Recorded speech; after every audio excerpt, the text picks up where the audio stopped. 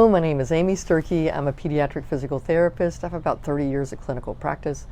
And this video is the things I do to make a session conducive for learning for working with clients with autism. The first thing I want to say is I invite the parents in. Now, I know that not all therapists do this. This is what I do. I think the parents know the child best. I know physical therapy best. And together we make a great team. So in my room, I have 4 chairs that mean I am inviting people to come in. I think that the chairs are really important. You have to have a place for the parent to sit, any caregivers to sit, and also the child to sit. I don't believe a child learns best when they're running around the room. If I'm demonstrating something and I want a child to learn, I have a chair for them to sit down in. Sometimes that's really hard. So I might need the parent to help hold the child in the chair to be able to keep them there so they can learn. I know that's hard, but that's what I do. I also invite siblings in. Sometimes siblings are what a child with autism pays attention best to. So as long as a sibling can be not disruptive, I will often have siblings in to help. I work really hard to keep the side of my room that I do my treatment sessions on to be as plain as possible. Now, as possible is probably a good word. I have a trampoline over there. I have an elliptical off to the side, but I try to have the really busy stuff over their head where they can't see it, or off to the left where they can't see it, off to the right, but the view straight ahead is as plain as it can be. I have cabinets in my room that have toys, and I have them either covered up with a curtain or covered up with cabinet doors, but I do not have toys out in plain sight for the children. I try to clean up the room as I go because there's nothing like a bunch of distracting toys along the way that it distracts the child.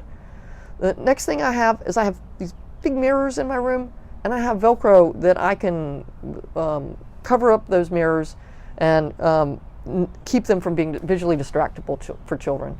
The next thing I work on really hard is making sure the environment is conducive to learning.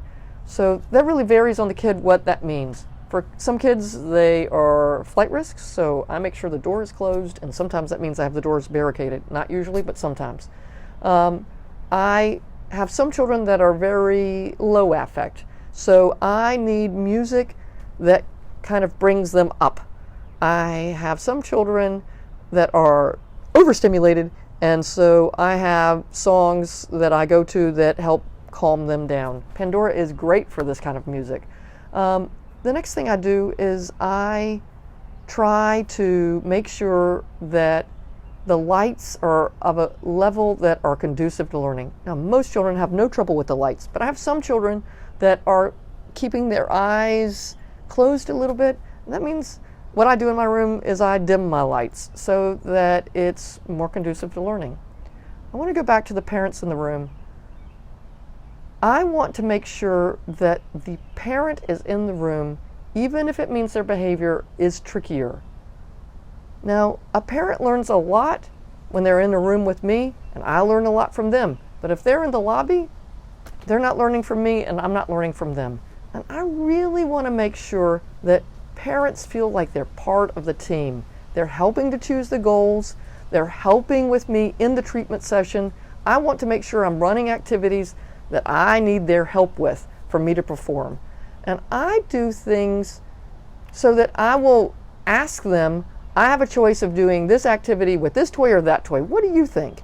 Or, he's looking like he's having a hard time. What do you think? Do you think we need to take a break now? I try to make sure parents feel empowered to start looking at their child and making decisions about what they need to do to help their child. I see a lot of therapists not bring parents in. And I know in the school setting it's not even possible. But in settings in which it is possible to bring the parents in, I strongly encourage you to try it to see if it can't help you, even if you have to work through behavior.